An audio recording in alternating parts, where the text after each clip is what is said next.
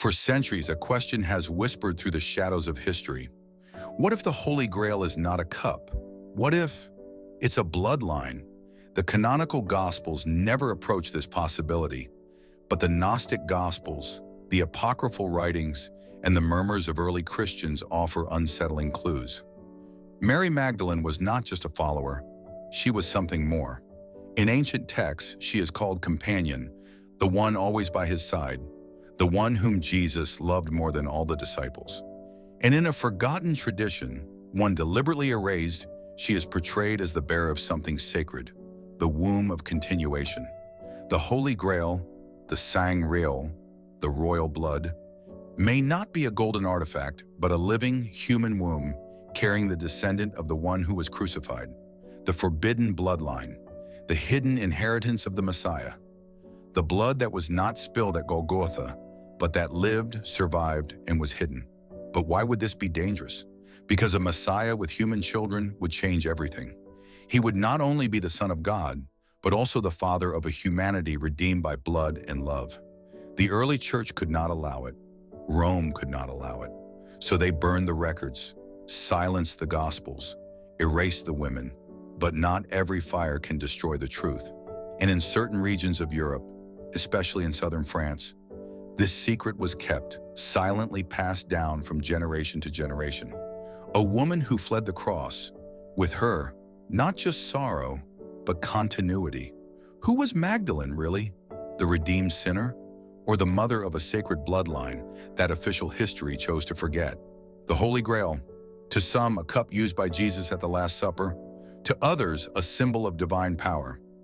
But there is a third possibility, the most controversial of all, the one that official history still fears to this day.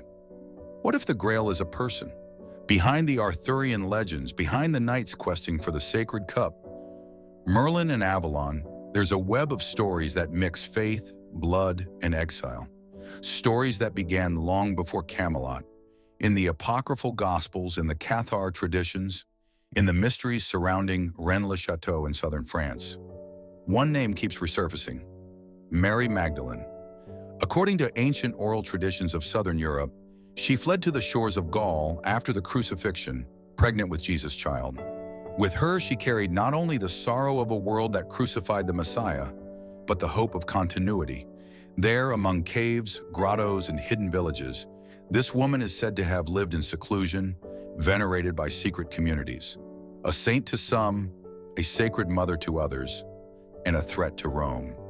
The accounts blur with the myths. But how can we separate myth from history when the records were burned, the witnesses silenced, and the symbols distorted? The official church turned the Grail into an object, but the Gnostics saw something else: a living, feminine, divine vessel. And Magdalene, the exiled, the forgotten, the marginalized, became the center of this ancient secret. The quest for the Grail might not be about finding an ancient cup, but about recognizing a truth that has long been denied.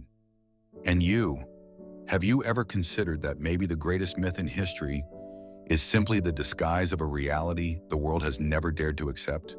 For centuries, the entire Christian world has searched for the most enigmatic object of faith, the Holy Grail.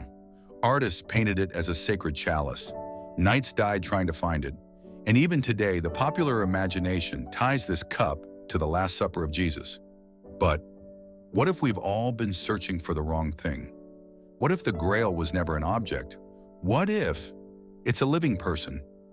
In the apocryphal Gospels, and especially in the Gospel of Philip, we find clues, encrypted phrases, bold metaphors, like when it says, "The Lord loved Mary more than all the disciples and used to kiss her often on the mouth." This line has been omitted or distorted in various translations. Why? Because if true, it suggests a level of intimacy that goes beyond the spiritual. It implies a sacred union, not carnal, but divine and generative. Could that union be the real chalice?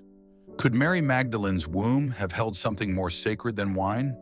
The idea of a human grail, of a woman who bore the royal blood, is vehemently rejected by institutions. But why such fear of a possibility? If Mary Magdalene had a child with Jesus, then there exists a direct bloodline from the Messiah, a living lineage, an inheritance that escaped religious control. And that's when the Grail stops being a mystical symbol and becomes a real threat. Because it can't be locked in a vault or displayed in a museum. It lives, it moves, it breathes. It could be anywhere. And maybe that's why the true Grail was never found. Because it is not meant to be possessed. It is meant to be understood. The cup was a disguise. The mystery was always her. While the apostles argued over who would be the greatest in the kingdom of heaven, Mary Magdalene remained silent, but not out of ignorance. Her silence was a choice, protection, secrecy.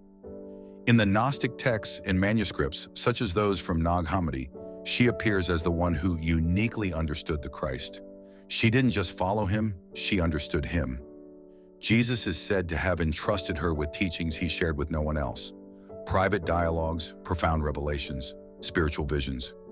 Wisdom that transcended the law, the rituals, the temple. And if this knowledge was so powerful, why was it silenced? Simple. Because knowledge is power, and Mary Magdalene, with all she knew, posed a living threat to the rising patriarchal structure. She was not merely a disciple, she was an initiate, the keeper of a mystery. But what was the secret? Some scholars suggest she carried the bloodline of Jesus, not only in a biological sense, but spiritually. She preserved the seed of a new Christianity, one rooted in the feminine, in union, in direct experience with the divine, a faith that required no temples, no priests, a vision where man and woman stood equal before God. That was revolutionary, and like every revolution, it had to be silence. So Magdalene was distorted, turned into a symbol of sin, her image tarnished so her message could be forgotten.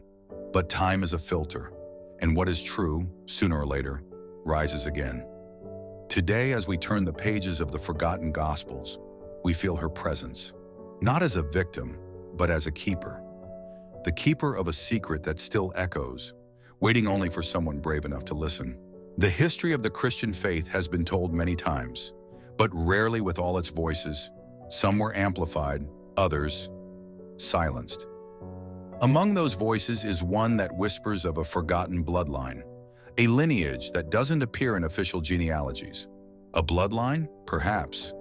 But more than that, a lineage of direct spiritual transmission. To the Gnostics, the Grail was not a golden chalice. It was a womb, a symbol of the union between the divine and the human, of sacred love, of the revelation shared between Jesus and Mary Magdalene. This union wasn't merely romantic, it was mystical, initiatory, transformative. And if Magdalene truly carried something so profound, what would happen if it came to light? Christianity as we know it would be shaken. The role of women in the faith would be restored. The authority of councils, priests, and empires questioned. And the mystery of the sacred feminine would rise again with power. That's why silencing this lineage was more than omission. It was a project. Books were destroyed, gospels declared heretical, female disciples forgotten, and Magdalene, the first witness of the resurrection, reduced to the status of a prostitute. But spiritual memory does not die easily. It survives in symbols, in hidden manuscripts, in oral traditions, and above all, in the discomfort of those who feel that something is missing from the official narrative. The silenced lineage still echoes. Not with blood, but with questions, with the intuition that something essential was left out. Perhaps we're not just speaking of the past. Perhaps this lineage survived, in secrets, in hidden names, in invisible legacies. Perhaps it's closer than we imagine. After all, truth doesn't need power, it only needs time. The history of the church is marked by faith, martyrdom, but also by censorship, control, and violence. For centuries, the name of Mary Magdalene was distorted. The Gospels that spoke of her with reverence were banned, and the possible secret of a sacred bloodline was buried, beneath ashes, beneath crosses, beneath the sword. But truth has a resilience that steel cannot comprehend. It does not live only in books. It survives in symbols, in oral traditions, in fragments of manuscripts that escaped the flames of the Inquisition. So it was with the Cathars. So it was in Montségur. So it was in the caves of Provence. The sword tried to silence, but sacred memory endured. Why does this secret provoke so much fear? Because it threatens the foundation of official Christianity. Because it suggests that perhaps Jesus did not come to found a religion, but to awaken consciousness. And Mary Magdalene would be the guardian of that awakened awareness. The bearer not just of blood, but of a living idea, a faith that unites, that integrates, that frees. The legend of the Grail, the persecution of the Cathars, the hidden cult of Magdalene, all point to the same truth, the fear that power has of truth. And in the end, when the sword strikes, it also reveals. Because anything that must be silenced with violence probably carries something worth hearing. The truth survived the sword. Now, it must survive our silence. For centuries, the Holy Grail has been portrayed as a sacred object, a cup that received the blood of Christ. But what if all of that was just a disguise, to hide something even deeper, something living? What we uncover in this chapter is not just a theory, it's a trail, a thread of memory that refused to be cut, even by swords, flames, and papal decrees. Mary Magdalene ceased to be just a character. She rises as a symbol of wisdom, freedom, and, perhaps, continuity. A figure that threatens, yes, because she liberates. And that's why they tried to bury her. But truth does not die when it is denied. It merely falls silent, waiting for someone ready to hear it. If this content touched your heart and your mind, leave a like now. Comment below. Do you believe the Holy Grail could be a person? Subscribe to the channel Living Faith and turn on notifications so you don't miss Chapter 3. The Gospel of Philip, Love, Mystery, and Grace. The journey has only just begun. The Grail may be closer than we imagine, and silence is truth's greatest disguise.